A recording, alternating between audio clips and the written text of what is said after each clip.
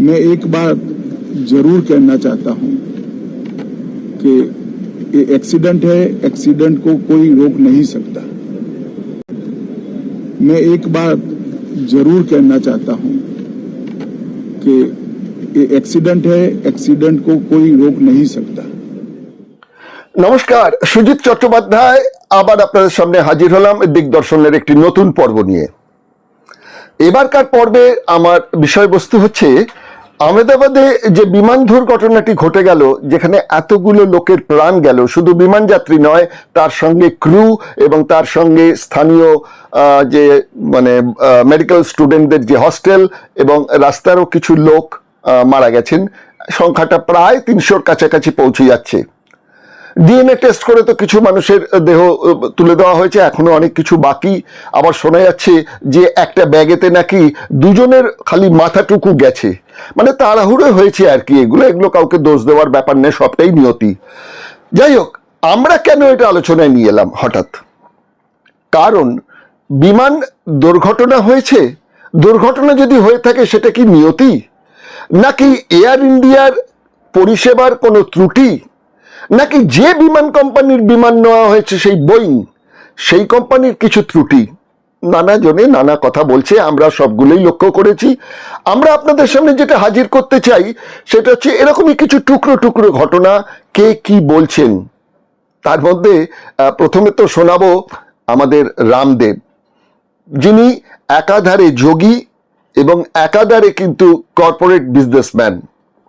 কোটি কোটি টাকার তার ব্যবসা। তিনিও কিন্তু বিমান দুর্ঘটনার কি কারণ সেটাও একটা বিশেষজ্ঞের মতামত দিয়েছেন। আর কিছু মতামত আপনাদের সামনে তুলে ধরবো যেগুলো সোশ্যাল মিডিয়ায় খুবই ভাইরাল হয়েছেন। চলুন প্রথমে পরপর সেই ঘটনাগুলো, সেই সোশ্যাল মিডিয়ায় ভাইরাল হওয়া যে ঘটনাগুলো, যে পোস্টগুলো, সেগুলো আপনাদের সামনে আগে তুলে ধরছি। इस विमान हादसे के पीछे इस बात की भी दृष्टि होनी चाहिए कि मुझे ऐसा पता लगा है कि एक एजेंसी जो ये मेंटेनेंस का काम करती है, सर्विस का काम करती है, तो कहीं ये तुर्की है। मुझे हाँ, ये एविएशन सेक्टर के ऊपर भारत को और नजर रखनी पड़ेगी। बोइंग ने ये प्लेन हड़बड़ी में बनाया था। तो एयर इंडिया के अहमदाबाद वाले क्रैश में जो प्लेन यूज हुआ था उसका नाम है 787 ड्रीमलाइनर। अब ये प्लेन पिछले प्लेन से काफी हल्का और फ्यूल एफिशिएंट बनाया जाना था, लेकिन बोइंग ने कॉस्ट कट करने के चक्कर में इस प्लेन के पार्ट्स को 50 अलग अलग सप्लायर्स को आउटसोर्स कर दिया। जैसे सिर्फ विंग को ही ले लो, विंग का बीच वाला पोर्शन बना जापान में, पीछे वाला फिक्स्ड पार्ट जापान की दूसरी कंपनी में, हिलने वाला पार्ट ऑस्ट्रेलिया में और दोनों को जॉइंट करने वाला पार्ट कोरिया में। और ऐसा पहली बार किया गया था और इसकी वजह से क्वालिटी में मेजर इश्यूज आ गए, जो खुद बोइंग ने अपनी डॉक्यूमेंट्री में एडमिट किया।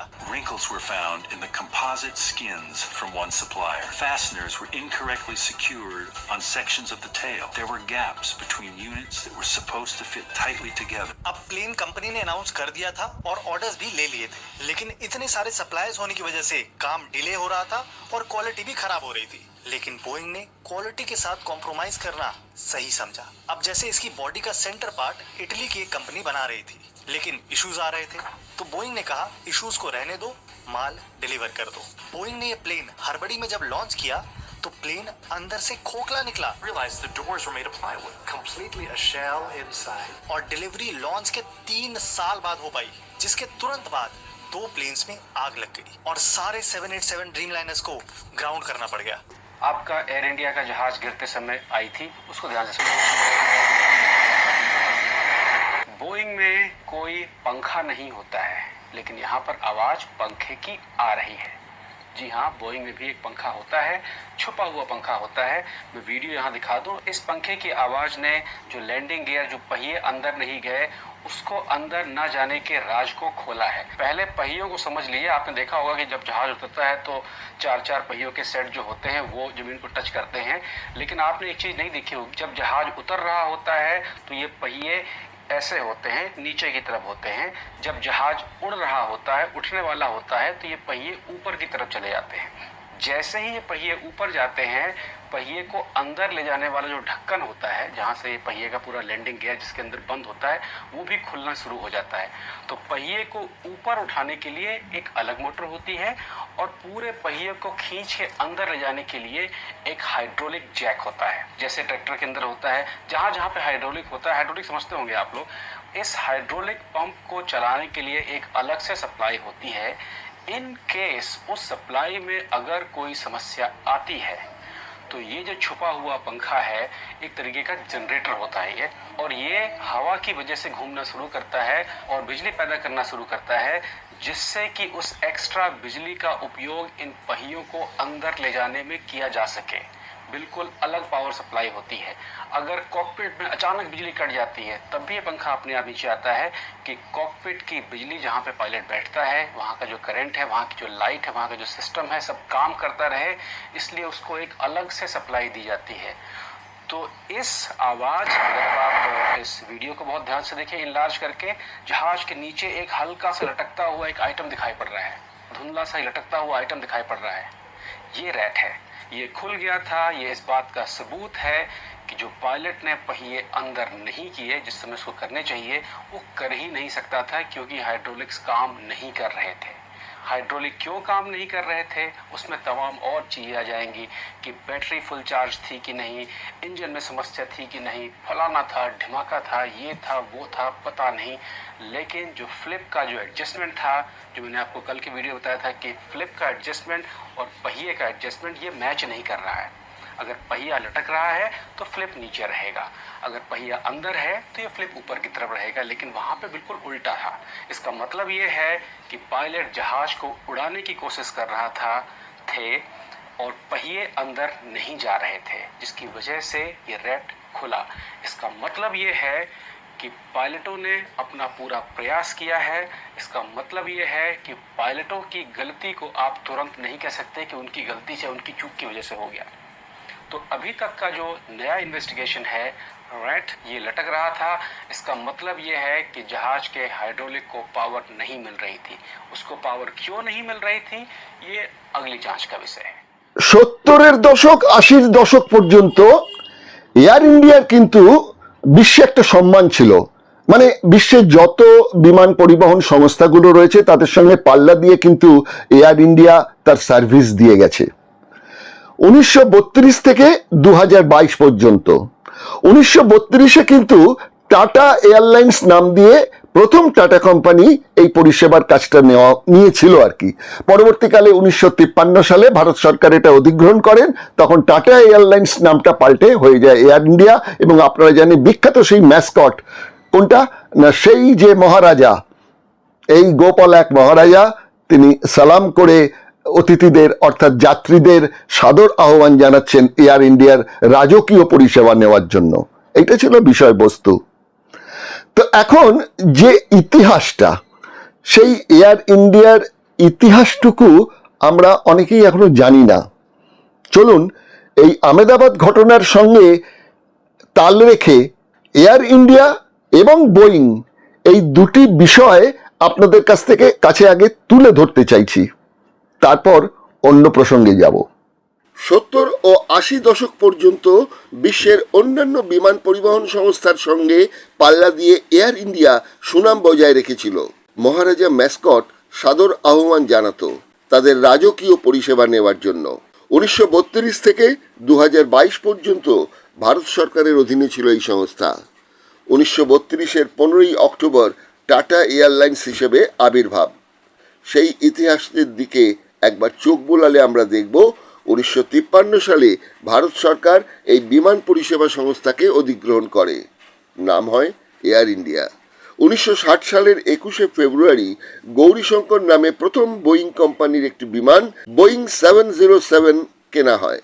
সেই বিমান এয়ার ইন্ডিয়া ফ্লাইট 403 ধ্বংস হয়ে যায় 1982 সালের 21শে জুন মুম্বাইয়ের সাহার আন্তর্জাতিক বিমানবন্দরে। বৃষ্টিতে অবতরণই ত্রুটি। 111 জন যাত্রীর মধ্যে 99 জন, 12 জন ক্রুর মধ্যে 2 জন নিহত হন। প্রাণে যারা বাঁচেন তাদের অন্যতম ছিলেন রাজা রামান্না, একজন খ্যাতনামা ভারতীয় পারমাণবিক পদার্থবিদ। 2024 সালের এপ্রিল মাসের পরিসংখ্যান বলছে এয়ার ইন্ডিয়া বিশ্বের 5টি মহাদেশের 37টি দেশে 44টি আভ্যন্তরীণ গন্তব্য ও 40টি আন্তর্জাতিক গন্তব্য অর্থাৎ মোট 84টি গন্তব্যে উড়ান পরিষেবা দেয়। বেশ কিছু আন্তর্জাতিক পুরস্কারও পায়।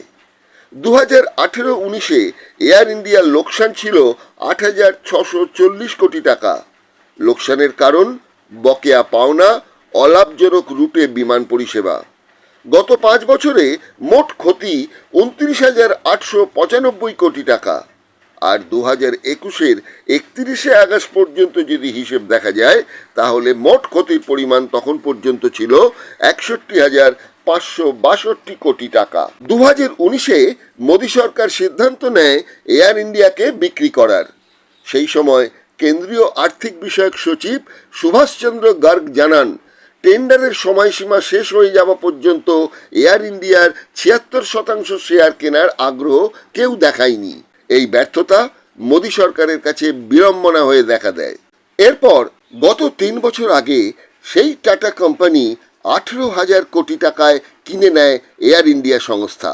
টাটার শেয়ার 74.9%, 25.1% শেয়ার নেয় সিঙ্গাপুর এয়ারলাইন্স। আহমেদাবাদ ঘটনায় টাটার শেয়ারের দাম যেমন পড়তে থাকে, এই উড়ান পরিষেবার জন্য 2 স্পাইস ও ইন্ডিকোর শেয়ারও নেমে যায়। টাটা গ্রুপ প্রায় 48 ঘন্টা ঘটনায় বিহ্বল হয়ে থাকে। 48 ঘন্টা পর কোম্পানির সিইও ক্যাম্বেল উইলসন সমবেদনা জানান, ঘোষণা করেন 1 কোটি টাকা ক্ষতিপূরণ। এটা টাটার তরফ থেকে। এছাড়াও জীবন বীমা বাবদ প্রতি টিকিট বাবদ 1.5 কোটি টাকাও ক্ষতিপূরণ পাবেন ক্ষতিগ্রস্ত পরিবারেরা। আর যারা সপরিবারে নিহত হয়েছেন সে প্রসঙ্গ আর নাইবা উঠল। আহমেদাবাদের বিমান দুর্ঘটনার দুজন এখন ভিলেন। একটি হচ্ছে এয়ার ইন্ডিয়া কর্তৃপক্ষ, আরেকটি হচ্ছে বোয়িং বিমান যারা তৈরি করছেন সেই কর্তৃপক্ষ। এয়ার ইন্ডিয়া কর্তৃপক্ষের বিরুদ্ধে সাধারণ মানুষের অভিযোগ তো ভুরি ভুরি, প্রথম থেকেই অভিযোগ রয়েছে।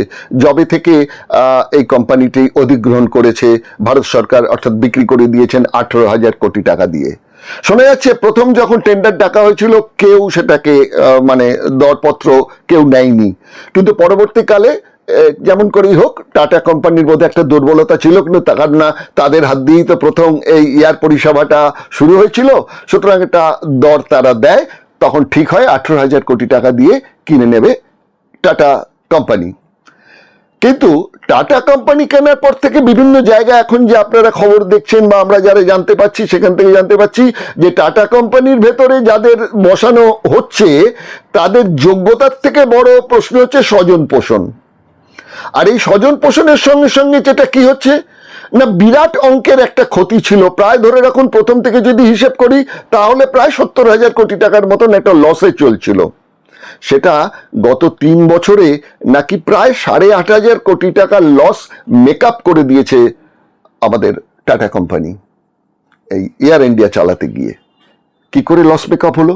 সরকার এতদিন চালিয়ে এত লস দিয়েছে, টাটা কোম্পানি কি করে করলো? অনেকে অভিযোগ করছেন যে একটা কোথাও সমঝোতা করতে হয়। সমঝোতা কি না, পরিষেবার সঙ্গে সমঝোতা, নিয়ন্ত্রণ সম্বন্ধে সমঝোতা। একজন পাইলট তিনি তো একটি সংবাদ মাধ্যমে দাঁড়িয়ে বলেই দিলেন যে দৈনিক 17-18 ঘন্টা করে কিন্তু এই বিমান চালানো হয় এবং যারা চালান তাদেরও সেটা খাটানো হয়।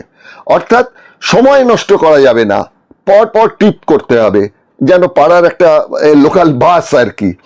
যাই হোক, ভারতবর্ষের কথা যখন বলবো তখন এগুলো নতুন করে আপনাদের কিছু বলার নেই। আমি এয়ার ইন্ডিয়ার বিষয়টাকে সরিয়েই রাখছি। প্রথমে আমরা যেটা করব, যেটা নিয়ে বেশি কথা হচ্ছে না, সেটা হচ্ছে বোয়িং কোম্পানি নিয়ে কথাটা বলবো। এই বোয়িং কোম্পানির ইতিহাসটা আপনাদের কাছে আমি একটু তুলে ধরতে চাইছি, সেটা একটা প্রতিবেদনের মধ্যে দিয়ে দেখাচ্ছি। দেখুন, আহমেদাবাদ ঘটনায় প্রযুক্তিগত ত্রুটি যদি কিছু থেকে থাকে সাধারণের পক্ষে বোঝা মুশকিল। ওসব বুঝবেন প্রযুক্তিবিদেরা এবং প্রশাসনের কেষ্টবিষ্টুরা। কিন্তু বোয়িং বিমানের যাত্রী পরিষেবা নিয়ে অভিযোগ অনেক দিনের। কোনো অভিযোগ গ্রাহ্য হতো না। পরিসংখ্যান বলছে টাটা কর্তৃপক্ষ এয়ার ইন্ডিয়া অধিগ্রহণের 3 বছরের মধ্যে 9,077 কোটি টাকা লোকসান কমিয়ে রাজস্ব বৃদ্ধি করেছে প্রায় 24%। হবে নাই বা কেন? টাটা সন্সের চেয়ারম্যান এন চন্দ্রশেখরনের 2024-এর বেতন ছিল বাৎসরিক 135 কোটি টাকা, 2023-এর চেয়ে 20% বেশি। অন্যদিকে বোয়িং কোম্পানি ট্রাম্প অভিষেকে মোটা টাকার দান দিয়েছে, বিনিময়ে পেয়েছে ক্যান্ডেল ডিনারের নিমন্ত্রণ। মনে রাখা দরকার, বিশ্বের বাজারে মাত্র 2টি সংস্থা দূরপাল্লার বিমান নির্মাণ করে, এক মার্কিন সংস্থা বোয়িং, 2 ফ্রান্সের সদর দপ্তর হলেও মূলত একটি ইউরোপিয়ান সংস্থা এয়ারবাস। ফ্রান্স, জার্মানি, স্পেন ও যুক্তরাজ্যের এক যৌথ সংস্থা। এয়ারবাসের সঙ্গে প্রতিযোগিতায় দিন দিন পিছিয়ে যাচ্ছে বোয়িং। সমীক্ষা বলছে 2024-এর সেপ্টেম্বরে এয়ারবাস যেখানে 235টি নতুন জেটের অর্ডার পেয়েছে, এর মধ্যে 160টি অর্ডার ছিল চীন থেকে। সেক্ষেত্রে বোয়িংয়ের অর্ডার ছিল মাত্র 65টি। 2024-এ বোয়িংয়ের 33,000 ইউনিয়ন কর্মীদের ধর্মঘটে উৎপাদন অনেকটাই কমে যায়। বোয়িং কোম্পানির যে ইতিহাস, সেই ইতিহাসে আমরা দেখতে পাচ্ছি যে বোয়িং কোম্পানির বিরুদ্ধে সারা পৃথিবী জুড়ে নানান রকম অভিযোগ হয়েছে, মার্কিন আদালতে মামলা হয়েছে, সেসব প্রসঙ্গে পরে আসছি। যেটা গুরুত্বপূর্ণ কথা সেটা হচ্ছে এই অভিযোগ শুধু বাইরের লোক নয়, বোয়িং কোম্পানির একজন কর্মী, তার নাম জন বার্নেট, তিনি কিন্তু এই অভিযোগগুলো জানিয়েছিলেন কর্তৃপক্ষকে যে ঠিক মতন কিন্তু মান নির্ধারণ হচ্ছে না বোয়িং বিমান তৈরি করতে গিয়ে। দিনের পর দিন তিনি কিন্তু এই অভিযোগ উচ্চতম কর্তৃপক্ষকে জানিয়েছেন। একটা সময় জন বার্নেট বুঝতে পেরেছেন যে কর্তৃপক্ষ তার কোনো কথায় কান দিচ্ছেন না, বরঞ্চ তাকে বলা হচ্ছে দ্রুত যাতে অর্ডারের মালগুলো ডেলিভারি দেওয়া যায় সেইগুলোর ব্যবস্থা করতে। কোনো রকমভাবেই তাকে নজর দেওয়া হয় না। শেষ পর্যন্ত তিনি 2019-এ একদম কি বলবো, তার এমন অবস্থা হলো বিবেকের কাছে যে তিনি চাইলেন যে এর একটা ব্যবস্থা করতে হবে। তিনি ততদিনে অবসর নিয়েছেন। অবসর নেওয়ার পরেই কিন্তু আইনজীবীদের সঙ্গে সাক্ষাৎ করে ব্যাপারে একটা মামলা করার কথা তিনি চিন্তা ভাবনা করছিলেন। একদিন তিনি যাচ্ছিলেন তার গাড়িতে চড়েই আইনজীবীর কাছে, হঠাৎ গাড়ির মধ্যেই তিনি কিন্তু প্রচন্ড অসুস্থ হয়ে পড়েন। যদিও তিনি আগে অসুস্থ হয়েছিলেন মানসিক একটা চাপের মধ্যে থেকে, সে মানসিক চাপ আত্মগ্লানি থেকে না বোয়িং ডিপার্টমেন্টের বিরুদ্ধে তিনি যে অভিযোগগুলো করেছিলেন বোয়িং কর্তৃপক্ষের তরফ থেকেও কোনো রকম চাপ এসেছিল যে একদম মুখ খুলবে না, কিন্তু এরকম ধরনের কোনো চাপ ছিল। সেই সব চাপ জয় করেও তিনি কিন্তু আইনজীবীর সঙ্গে সাক্ষাৎ করতে যাওয়ার পথে গাড়িতেই হঠাৎ মারা গেলেন। রহস্যজনক মৃত্যু হয়ে গেল। বাড়ির লোকজন কিন্তু এই মৃত্যুকে স্বাভাবিক বলে মানেনি, তারা কিন্তু একটা এফআইআর করেছিল যে আমাদের এই মৃত্যুটা স্বাভাবিক মনে হচ্ছে না। কি হয়েছিল ঘটনাটা, কেন কিভাবে অভিযোগ জানিয়েছিলেন, তার পরবর্তীকালে একদম সিনেমার মতন ঘটনাগুলো ঘটেছে, সেটা একটা প্রতিবেদনের মধ্যে দেখাবার চেষ্টা করছি, দেখুন। জন বার্নেট বোয়িং কোম্পানিতে কোয়ালিটি ম্যানেজার হিসেবে কাজ করতেন সাউথ ক্যারোলিনার নর্থ চার্লস্টন প্ল্যান্টে। সেখানেই তৈরি হয় বোয়িং ড্রিমলাইনার ফ্লাইট। 2019-এ তিনি প্রথম অভিযোগ করেন মূলত ফ্লাইটের অক্সিজেন ব্যবস্থা নিয়ে। যে মাস্ক দেওয়া হয় সেটিও প্রায় অকেজো। 40,000 ফুট উচ্চতায় যদি ফ্লাইটে কোনো ত্রুটি হয় তাহলে 20 সেকেন্ডের মধ্যে একজন যাত্রী মারাও যেতে পারেন অক্সিজেনের অভাবে। কোম্পানি চায় মুনাফা আর মুনাফা, তাই বিমানের দাম এয়ারবাসের চেয়ে একটু কম রেখে বাজার দখলের জন্য যন্ত্রাংশের সমঝোতা করা হয়েছে। সংবাদ মাধ্যম থেকে জন বার্নেটকে প্রশ্ন করা হয় দীর্ঘ কর্মজীবনের শেষে কেন তিনি এই অভিযোগ করছেন। জবাবে জন বার্নেট বলেন, আমি অনেকদিন ধরেই বোয়িং কর্তৃপক্ষকে ত্রুটির কথা জানিয়ে আসছিলাম। পরে বুঝেছিলাম ইচ্ছাকৃতভাবেই বোয়িং এসব অগ্রাহ্য করছে। পুরানো যন্ত্রাংশ আর ধ্বংস হয়ে যাবে বিমানের যন্ত্রাংশ যুক্ত করা হচ্ছে। জন বার্নেট শুধু একা নন, বোয়িংয়ের আরেক কর্মী শ্যাম স্যালেপ্রো, তিনিও এক প্রযুক্তিবিদ, অভিযোগ জানিয়েছিলেন। অভিযোগ জানান রিচার্ড বোয়েভাস নামে আরও এক প্রযুক্তিবিদ। এই অভিযোগের ভিত্তিতে মার্কিন সেনেটর বাইডেনের আমলে তাদের অভিযোগ শুনতে চান। এদের মারাত্মক অভিযোগ ছিল, বোয়িং কোম্পানি কোনো অভিযোগকে পাত্তা দেয়নি, উল্টে দ্রুত যাতে বিমান সরবরাহ করা যায় তার জন্য নির্দেশ ও চাপ দেয়। এরপর মার্কিন প্রশাসন 6 সপ্তাহ ধরে বোয়িং কারখানায় গিয়ে তদন্ত করে বহু অনিয়মের তথ্য পায়। জন বার্নেট অবসরের পর একদিন গাড়িতে বাড়ি থেকে বেরিয়ে যাচ্ছিলেন তার আইনজীবীর কাছে। মানসিক চাপে তিনি ছিলেন বিধ্বস্ত। পথেই হঠাৎ মারা যান।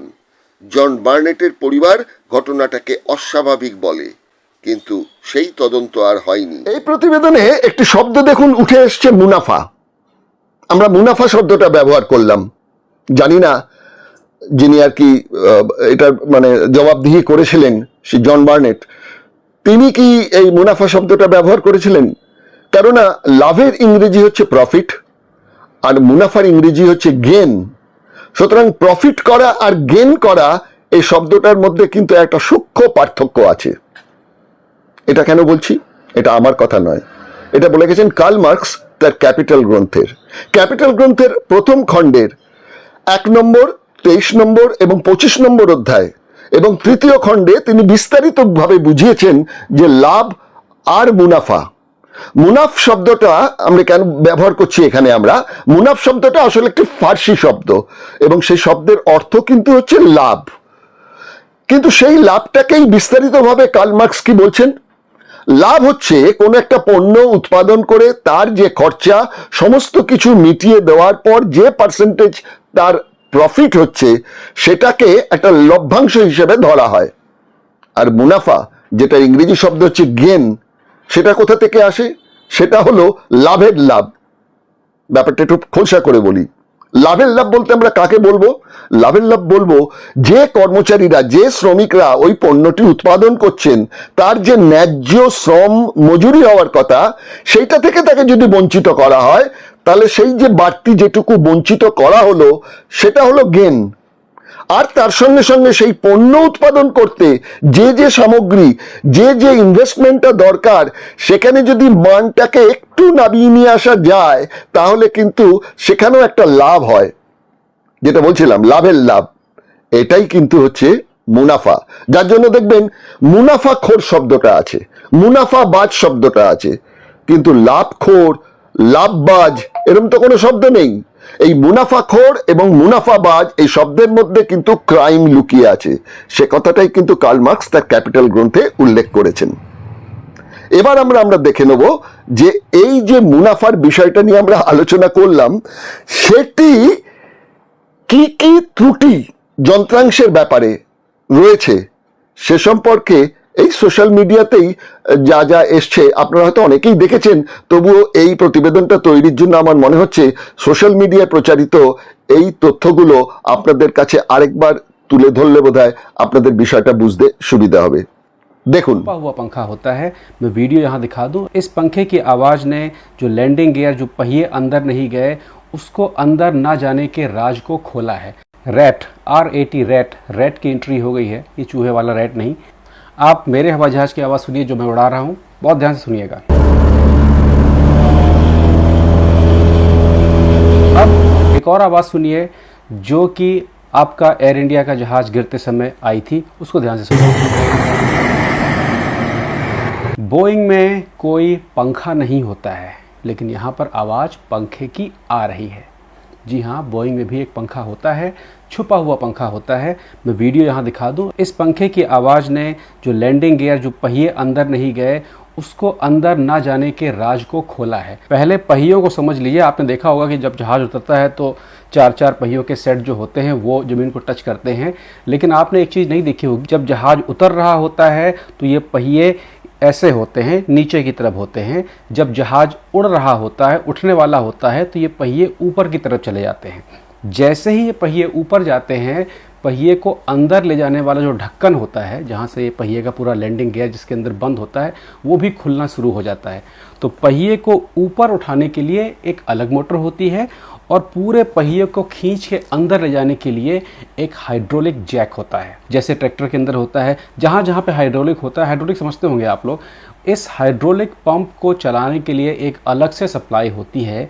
इन केस उस सप्लाई में अगर कोई समस्या आती है तो तो ये जो छुपा हुआ पंखा है एक तरीके का जनरेटर होता है ये, और ये हवा की वजह से घूमना शुरू करता है और बिजली पैदा करना शुरू करता है, जिससे कि उस एक्स्ट्रा बिजली का उपयोग इन पहियों को अंदर ले जाने में किया जा सके। बिल्कुल अलग पावर सप्लाई होती है। अगर कॉकपिट में अचानक बिजली कट जाती है तब भी ये पंखा अपने आप नीचे आता है कि कॉकपिट की बिजली जहाँ पे पायलट बैठता है वहाँ का जो करंट है, वहाँ की जो लाइट है, वहाँ का जो सिस्टम है, सब काम करता रहे, इसलिए उसको एक अलग से सप्लाई दी जाती है। तो इस आवाज़, अगर आप इस वीडियो को बहुत ध्यान से देखें इनलार्ज करके, जहाज़ के नीचे एक हल्का सा लटकता हुआ एक आइटम दिखाई पड़ रहा है, धुंधला सा लटकता हुआ आइटम दिखाई पड़ रहा है, ये रैट है।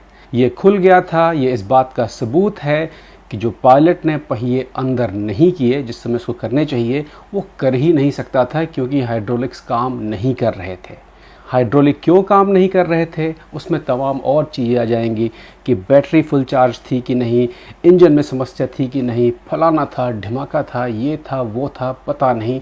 लेकिन जो फ्लिप का जो एडजस्टमेंट था, जो मैंने आपको कल की वीडियो बताया था कि फ्लिप का एडजस्टमेंट और पहिए का एडजस्टमेंट ये मैच नहीं कर रहा है। अगर पहिया लटक रहा है तो फ्लिप नीचे रहेगा, अगर पहिया अंदर है तो ये फ्लिप ऊपर की तरफ रहेगा, लेकिन वहाँ पे बिल्कुल उल्टा था। इसका मतलब ये है कि पायलट जहाज़ को उड़ाने की कोशिश कर रहा थे और पहिए अंदर नहीं जा रहे थे, जिसकी वजह से ये रैट खुला। इसका मतलब ये है कि पायलटों ने अपना पूरा प्रयास किया है। इसका मतलब ये है कि पायलटों की गलती को आप तुरंत नहीं कह सकते कि उनकी गलती से, उनकी चूक की वजह से हो गया। तो अभी तक का जो नया इन्वेस्टिगेशन है, रैट ये लटक रहा था, इसका मतलब ये है कि जहाज़ के हाइड्रोलिक को पावर नहीं मिल रही थी। उसको पावर क्यों नहीं मिल रही थी, ये अगली जांच का विषय है।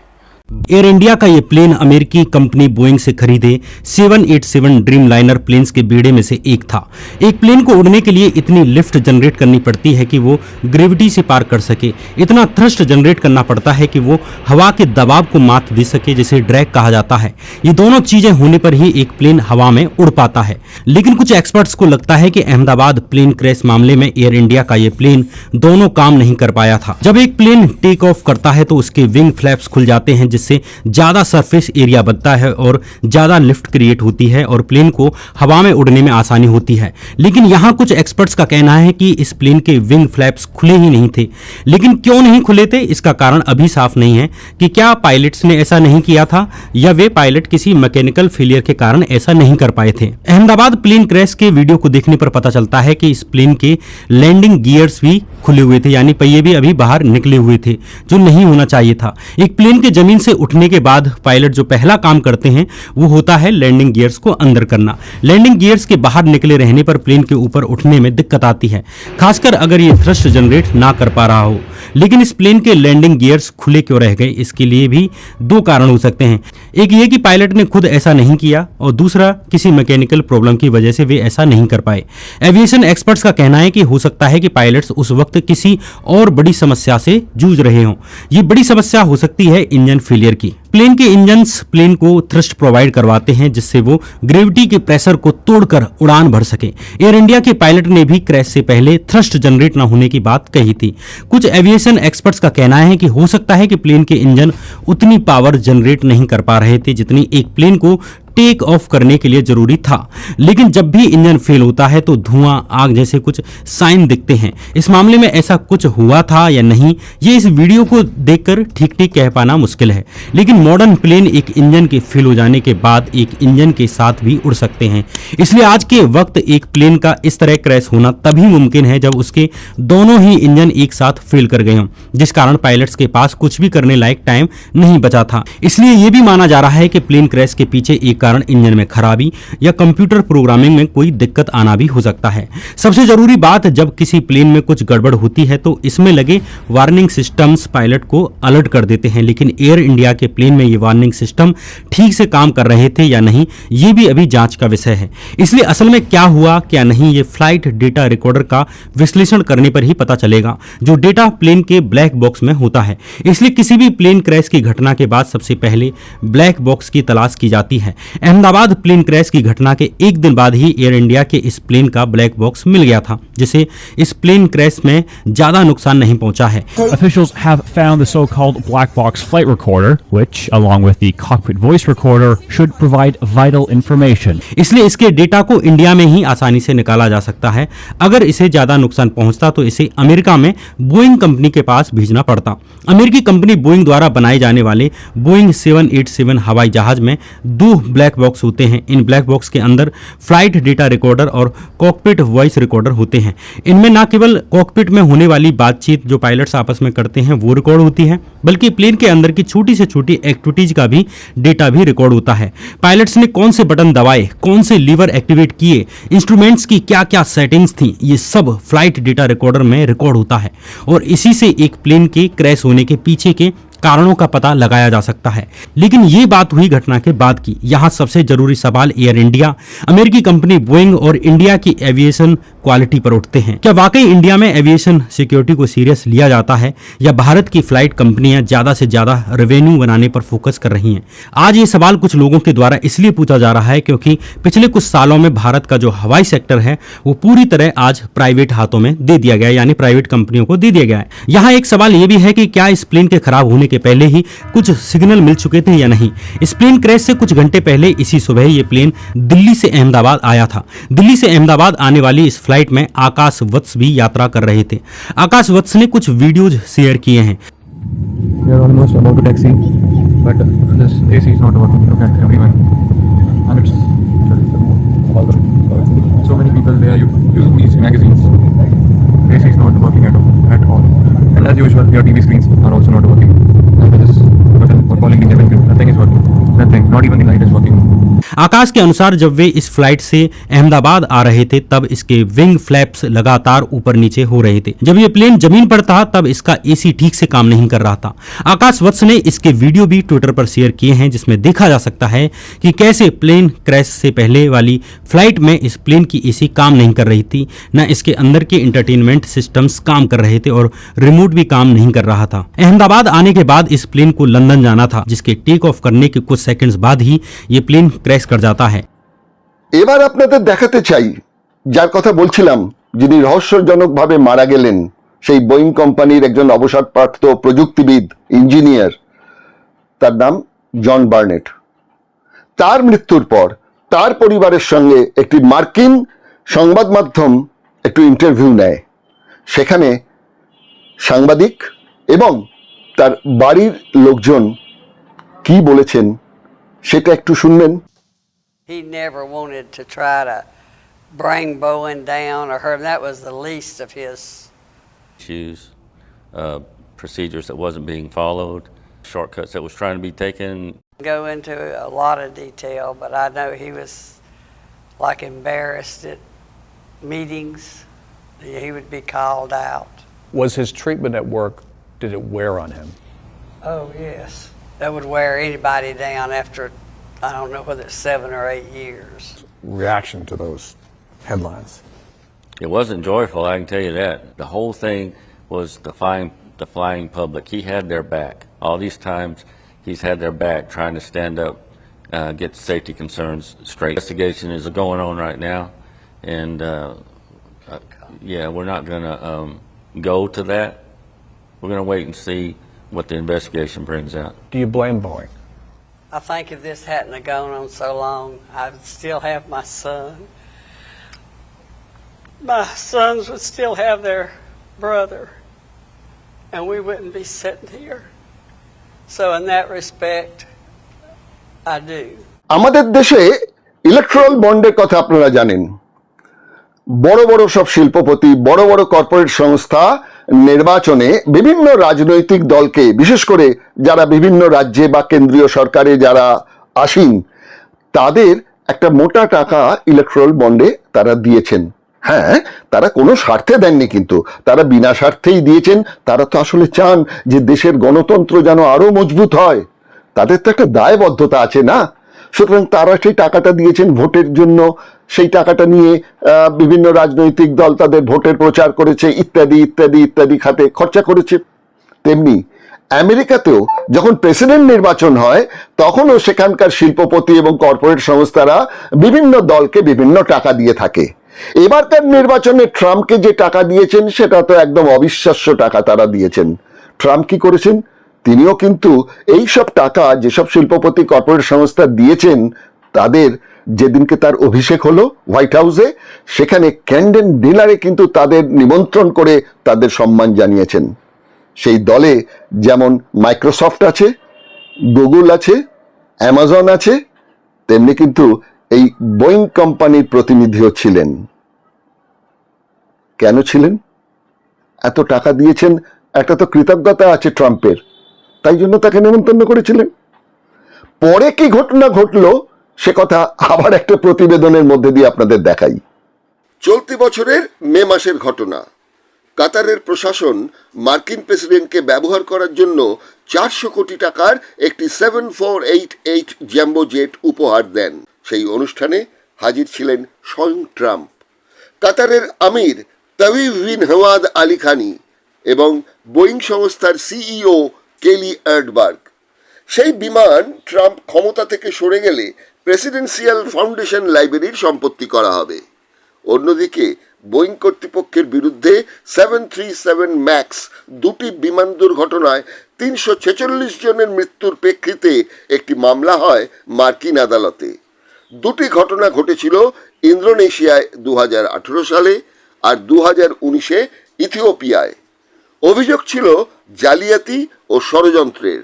দোষী সাব্যস্ত হয় বোয়িং সংস্থা। আদালতে বোয়িং কর্তৃপক্ষ আবেদন করে দুটি ঘটনার জন্য $487.2 মিলিয়ন তারা জরিমানা দিতে চায়, কিন্তু মার্কিন আদালত এই আবেদন অগ্রাহ্য করে, কেননা তাদের বিরুদ্ধে মারাত্মক অভিযোগ ছিল 737 ম্যাক্স বিমানের MCAS সফটওয়্যারের তথ্য গোপন করেছিল বোয়িং কর্তৃপক্ষ। মামলা এখনো চলছে। আহমেদাবাদের ঘটনার পর ইউএসএতে বসে ট্রাম্প প্রচন্ড দুঃখ প্রকাশ করেছেন। তিনি বলেছেন, সত্যি এতগুলো প্রাণ চলে গেল, এটা খুবই দুঃখের। তার সঙ্গে সঙ্গে কিন্তু এটাও তিনি করেছেন, সেটা হচ্ছে যেহেতু বোয়িং কোম্পানি একটি মার্কিন কোম্পানি, তার বিরুদ্ধে অভিযোগের আঙুল উঠছে, একটা তদন্ত তো দরকার। তিনি কিন্তু তড়িঘড়ি এক তদন্ত কমিটি তৈরি করে তাদের ভারতবর্ষে পাঠিয়ে দিয়েছেন। তারা তদন্ত করে দেখবে যে বোয়িং কর্তৃপক্ষের কোনো গাফিলতি ছিল। যদি বোয়িং কর্তৃপক্ষের কোনো গাফিলতি থেকে থাকে তাহলে ট্রাম্পের জন্য একটুখানি চাপ, সেটাকে তিনি বোঝার চেষ্টা করবেন। মাথায় রাখতে হবে, ব্রিটেনের প্রায় 53 জন মারা গেছেন এই বোয়িং বিমানে। সেখানে ব্রিটিশ কর্তৃপক্ষ কিন্তু তাদের এক প্রতিনিধি দল পাঠাচ্ছেন ভারত সরকারকে তদন্তে সহযোগিতা করার জন্য, এবং তারা নিজের চক্ষুকর্ণের একটা বিষয়টি বুঝতে চাইছেন যে এগুলো কেন ঘটলো, এত বড় দুর্ঘটনা কেন ঘটলো। মুশকিল হচ্ছে যে আমাদের ভারতবর্ষের অনেকে বলছেন সত্যি সত্যি তদন্ত হবে তো, কেননা ভারত সরকার বলেছেন আগামী 3 মাসের মধ্যে এই তদন্তের রিপোর্ট মানুষের সামনে তুলে ধরা হবে। কিন্তু সন্দেহ নাকি একটা থেকেই যাচ্ছে। আমেরিকান প্রশাসনে আদানির একটা ঝামেলা চলছে। সেখানে ট্রাম্প যাতে আদানিকে ক্লিন চিট দিয়ে দেন, তার জন্য কি এখানে বোয়িং বিমানের যদি কোনো ত্রুটি থেকে থাকে, বোয়িং কর্তৃপক্ষের এই ত্রুটিগুলো কি ধামাচাপা রেখে দেওয়া হবে? পুরো দোষটাই এয়ার ইন্ডিয়ার ঘাড়ে চাপিয়ে দেওয়া হবে? কি হবে না হবে সেটা তো আগামীকাল আমরা বুঝতে পারবো। আগামীকাল মানে 3 মাস পরে যদি ভারতের প্রশাসন কর্তৃপক্ষ যদি এই তদন্তের কোনো রিপোর্ট সর্বসমক্ষে পেশ করেন। সুতরাং আমাদের 3 মাস অপেক্ষা করতেই হবে যে এতগুলো লোকের যে প্রাণ গেল, সেই জীবনের বিনিময়ে 1 কোটি টাকা 1.5 কোটি টাকা যেটা পাচ্ছেন সে প্রসঙ্গ আলাদা, আমি সে বিতর্কে যাচ্ছি না, কিন্তু এই প্রাণের বিনিময়ে যে তদন্ত হওয়া দরকার, যাতে আগামী দিনে কোনো ত্রুটি, সেটা বোয়িংয়েরই হোক আর এয়ার ইন্ডিয়ারই হোক, এই ত্রুটিগুলোর জন্য যেন এতগুলো মানুষের জীবন না যায় আবার, সেটার জন্য যে তদন্তটা হওয়া উচিত, যেখান থেকে শিক্ষা নেওয়া উচিত, সেই তদন্তের ফল কি বেরোবে না ধামাচাপা পড়ে যাবে? তার জন্য অপেক্ষা, সেই আবার বলছি 3 মাস অপেক্ষা করতে হবে। আমরা প্রতিবেদনটাকে যেভাবে সাজানোর চেষ্টা করেছি, যদি আপনাদের ভালো লাগে অন্যকে শেয়ার করবেন, সাবস্ক্রাইব করবেন এবং অবশ্যই লাইকও দেবেন। ঠিক আছে, আজকে এই পর্যন্ত। নমস্কার।